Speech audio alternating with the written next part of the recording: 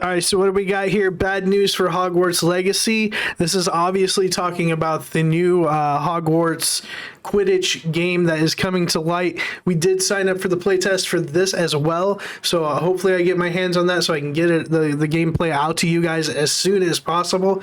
Let's go ahead and check out what this video is talking about here. Quidditch is actually happening officially for Harry Potter fans, but just not in the way we ever expected it to be, and it seems like it was a master plan by WB Games all this time, which now makes total sense and, may I add, kind of expected as to why they didn't add Quidditch into Hogwarts Legacy. Exactly. It was not in Hogwarts Legacy. The bad news is, does this mean Hogwarts Legacy is never ever going to get Quidditch? Well, we have a lot to get through. Hey, look. As long as they put a new Quidditch updated game out, like especially right after Hogwarts Legacy, I don't care. Okay? I just wanted to play some Quidditch, man. I can always go back and play Hogwarts Legacy. I don't care if they're two separate entities. I just want some Quidditch. I need some Quidditch in my life. It's called Quidditch Champions, and it will indeed be a standalone AAA game, which includes customization.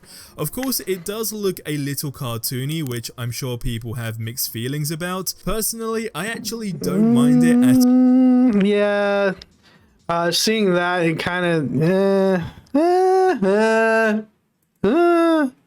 I don't know, man.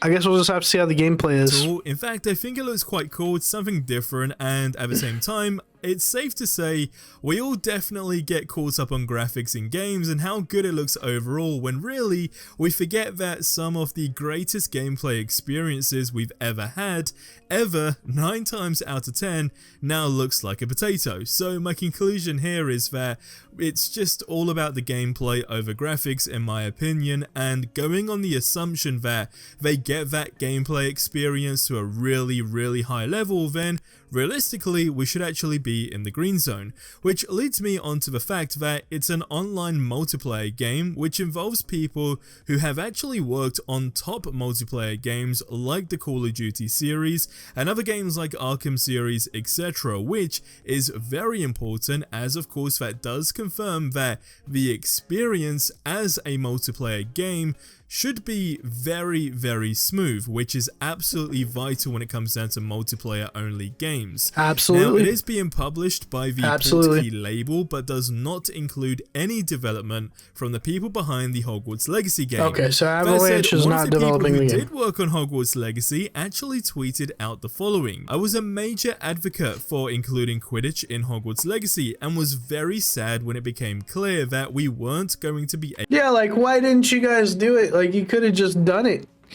I mean, obviously we're getting it at this point, but come on, man. In the words of Joe Biden, come on, man. Able to do so. Although not developed by Avalanche and not tied into Hogwarts Legacy, I still have high hopes for this online multiplayer version. So again, to kind of clarify in terms of how long this game has been in the works, it's been a good chunk of time. I'm talking a good couple of years. So with that being said, it now just kind of gives you that perception on, okay, what is the actual master plan here being followed by WB Games? Now, as far as the facts for this game goes, all we have is the following: online multiplayer, character customization, and of course the fact that it's just a AAA Quidditch game. Awesome. Online multiplayer, that's all I wanted to hear. Now, fun fact, they do have a FAQ page, and I just want to highlight 2 main questions. So the first one is, how does Harry Potter Quidditch Champions fit into the Wizarding world? To which they said, while Portkey games are not direct adaptations of the books and films, the games are firmly rooted in the magical universe of the Wizarding world. While remaining true to J.K. Rowling's original vision, Portkey game developers chart new territory by creating fresh ways for fans to immerse themselves in the Wizarding worlds. Then the next question is, what platforms will Harry Potter... That ball looks so lopsided, I'm sorry. Potter Quidditch Champions be available on alongside the actual release date. So it says Harry Potter Quidditch Champions will be available for PC and consoles, which have not yet been confirmed, and the exact same goes to, as long as I heard PC, that's all I go fuck about, brother. Let me tell you something, brother. We're gonna be playing some Quidditch, brother. I'm be hitting bludgers, I'm be catching snitches and getting them bitches. the release date itself. Now at this moment in time you can register to actually get involved in a playtest. If I had to kind of predict, I guess you could say an official release date, I'm probably going to say it in the next sort of 4 months-ish. I could be completely wrong, it could be longer, it could be shorter, but I'd say that sort of sounds a little bit realistic. Of course we need to get an actual trailer as well, and then it needs to see how much, hype the game gets and how much interest it gets, and then I guess they just go from there. Now all of that leads to the bigger question, which is, with WB Games having Hogwarts Legacy under their belt and now this Quidditch game, will they be moving forward by making more standalone games within the Wizarding world that is not linked to Hogwarts Legacy at all, or is this just a one-off?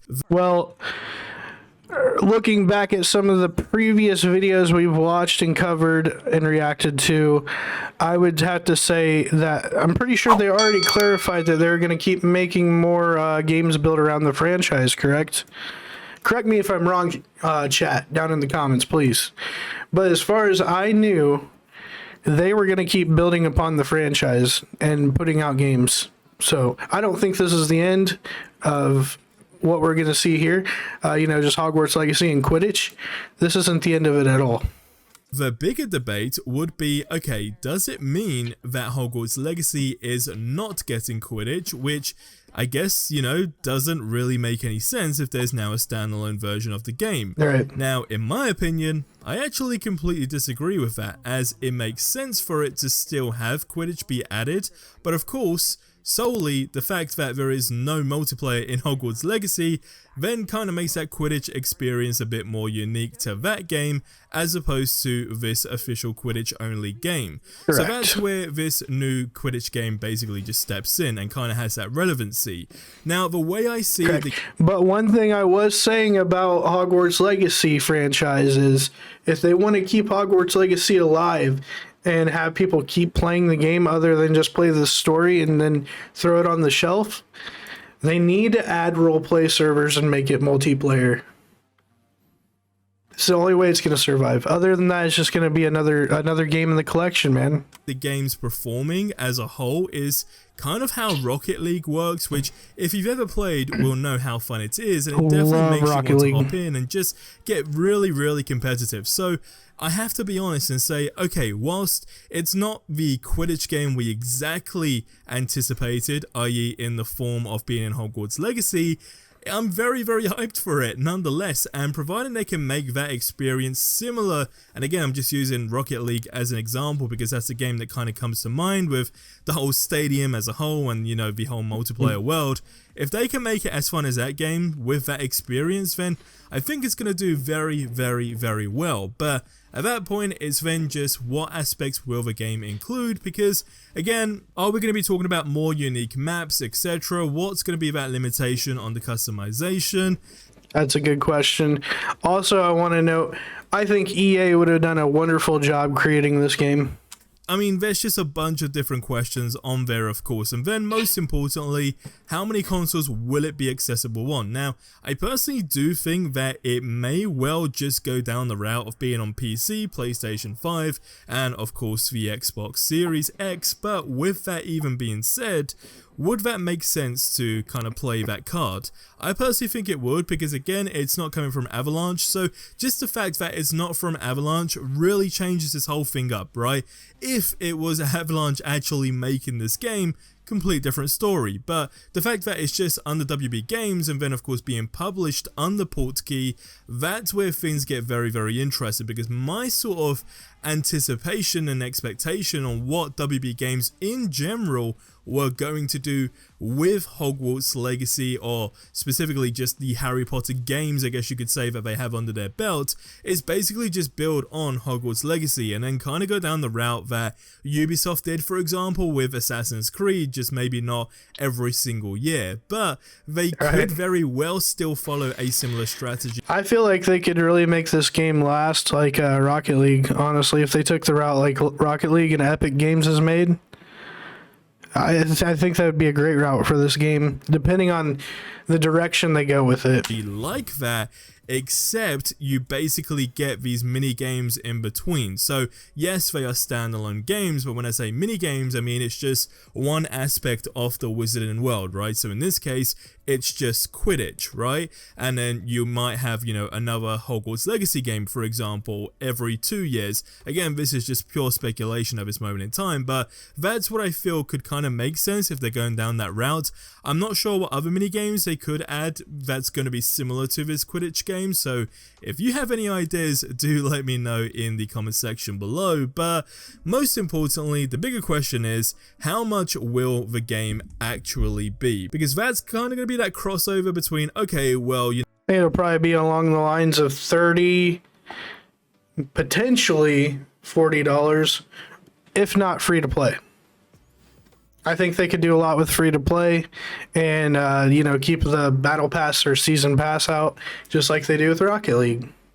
So we'll have to see. You know, it's worth it versus, okay, I'm definitely not going to be paying, you know, say $40 or $50, for example, for a standalone game that only involves Quidditch. For example, I'm not talking about me specifically, I'm just saying from like a general, you know, consumer perspective. So that's my 2 cents on that. They could completely flip the coin and go down a very interesting route, which if you just take a look at the game visually, they could follow in, you know, the footsteps of like Epic Games with what they did with Fortnite, which is of course going down that microtransaction route, and assuming now there's customization and just one game and one objective, it's like, okay, well, how fun can we make that? So it may very well be a situation where, okay, yes, it's a standalone game, but is it a standalone game where you basically have free access, but then there's just a bunch of things to purchase inside of the game? And that's where things will get very interesting. I'm not sure how I feel about that yet. I'm completely fine with it. I mean, they gotta make money somehow, and if you keep an online service like this going with transactions and battle passes and, you know, cosmetics, it's perfectly fine with me. Yes, it would logically and from a revenue perspective make a lot more sense to kind of go down that route as opposed to just, you know, a one-time payment for the game and then you get access because it only has one objective. But I'm keen to know your thoughts, so let me know in the comment section below. But there are not many days left until Hogwarts Legacy is going to be on the last-gen consoles, which means there's going to be a big change in how the updates are going to be rolled out, as well as how the game looks visually. And well, fans are not happy about a few things, so go ahead and check the video out that you see on screen right now. Honestly, I'm stoked for the game. I can't wait for it to come out. I'm going to get the gameplay out to you guys ASAP, Rocky, okay? Get out to you guys as soon as possible after I get to play this game. We might even stream it live, and you know, it just depends on if there's an NDA or not, but I will definitely get some sort of footage to you guys as soon as possible if I can get my hands on the playtest, which we've already signed up for. Hey guys, if you like the video, make sure you head over to the page, hit that like button, scroll over, smash that subscribe, and hit that bell icon to get notified for future video drops, and I will see you guys on the next one. Thanks for watching.